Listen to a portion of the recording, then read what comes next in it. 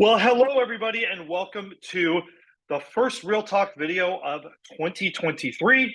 My name is Stephen Meade with Domicile Real Estate, where we are on a mission to help California's renters become homeowners, a task that is becoming more and more daunting.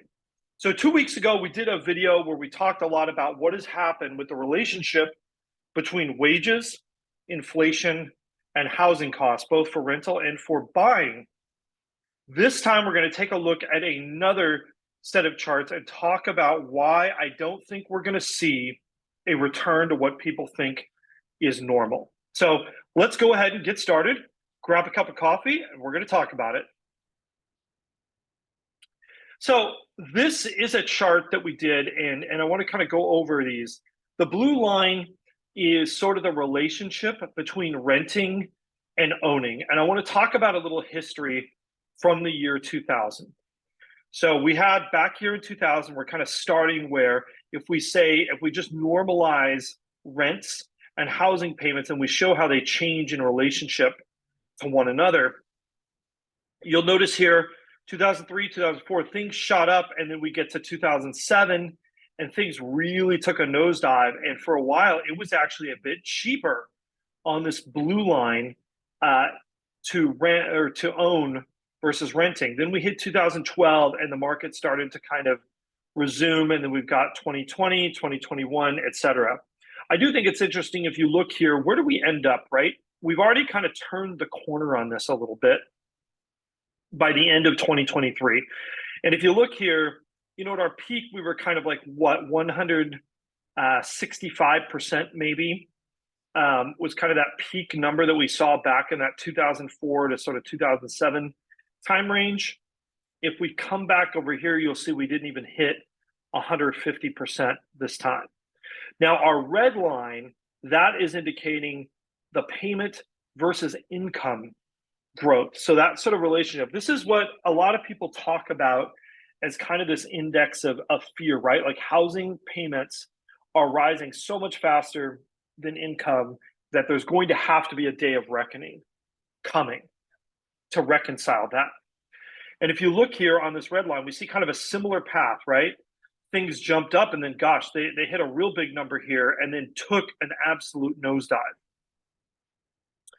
And then they, again, dropped down here to where it was actually considerably cheaper when you compared owning versus income, meaning it got easier to buy a house. And then we sort of resumed kind of this upward trajectory. And we ended up here, we peaked very briefly and have dropped pretty quickly here to around this 150% level. You know, this is based on interest rates being sort of in those mid to low sixes. If we actually drop that a little bit lower, if we saw rates go back down to the low fives, we'd see this number kind of go somewhere into this range here. Now, a lot of people think that what needs to happen is that either interest rates or prices need to adjust to get us back to this 100% line, right? And that would be if interest rates stayed the same, prices would basically need to go down by 40% from here to make that happen. If interest rates go down a bit, that'll bump us down here, and we still might need a little bit of help to get down to this point here. I don't think that's going to happen, and I don't think that can happen. And I'm going to tell you why, because we've got a second graph. So my thesis is that this world is changing in terms of how much does it cost to be a homeowner. I think whether you want to count it political, societal, or other economic factors, there are a lot of things that say fewer people will be homeowners. So if you can get on board with that tenet that fewer people are going to be homeowners, and I've got a graph to show you that this isn't just sort of a far out assumption, this is in fact the reality. So this is a graph of the percentage of households in California that have owned their own home since the year 2000.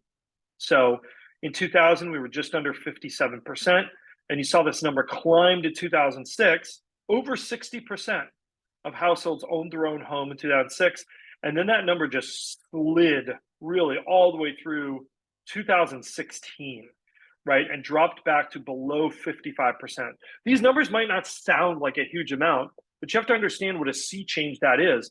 In a state like California, when we have over 20 million households, this is real numbers in terms of the number of people that own homes. And then we saw these numbers kind of start to come and climb back up and then really take a sharp decline since the pandemic. And I think just given a lot of things in our society, we are going to be in a spot of lower homeownership. And what that is going to mean is that means that relationship between median income and median payment is going to stay elevated. So to kind of go back to that first chart, I'll explain what I'm talking about. So if we're here and our argument is, let me get out my pointer here. Our argument is that these numbers need to come back into alignment. This sort of payment versus renting and payment versus income, these numbers need to come back to 100%. They're never going to make it, in my opinion. I think we are going to forever see this relationship change.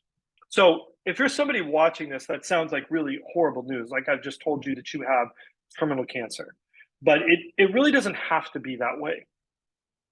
In every single movie, in a lot of action movies, at least, there's that moment, right, when there's some sort of an earthquake and the ground is opening up, right? There's a crack opening up in the ground. We'll see if Cassandra can find a graphic for this. And the characters are faced with this choice. Do they run and take a leap to the other side or not? And I think that's really where first-time home buyers are in California, right? There's two sides. There's this widening chasm that's happening in our market. And as a homeowner, you have or as a person looking to buy a home, you have a choice. Do you stay on the side you're at, or do you take a running leap to make it to the other side? And I think that's really what we're asking people to do, because I think this gap is going to widen. I don't think it's going to get narrower. I think it's going to get harder. And really the only way to stop that is to make that jump to the other side. And from there, you're really in a much better position. And to some degree, home ownership has always been like this. Nationally on our stats, wealth building really happens to those households that own their own home. A lot more than wealth building happens for those that do not. I think that relationship has always been true. But the way I look at it now is, I think now more than ever, the sooner you can make that leap, the better off you are. And, a lot of our clients, they worry about, well, what's going to happen in 6 months? What's going to happen in 12 months? And, they're kind of missing the big picture, right? The big picture is what's going to happen in 10 years, what's going to happen in 20 years.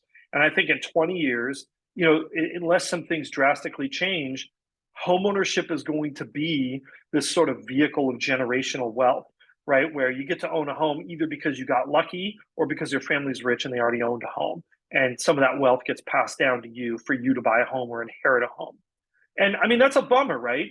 But I think we're still at that point where on that cusp where people can make it if they try, if they want to make that running leap.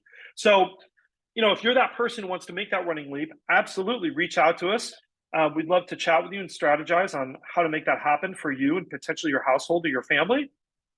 Or if you know someone that you think is kind of facing that dilemma and you want to see them make that jump to the other side, definitely reach out to us. Don't forget to like, subscribe, and hit that notification bell. And questions, comments, we love them. And we'll see you again real soon.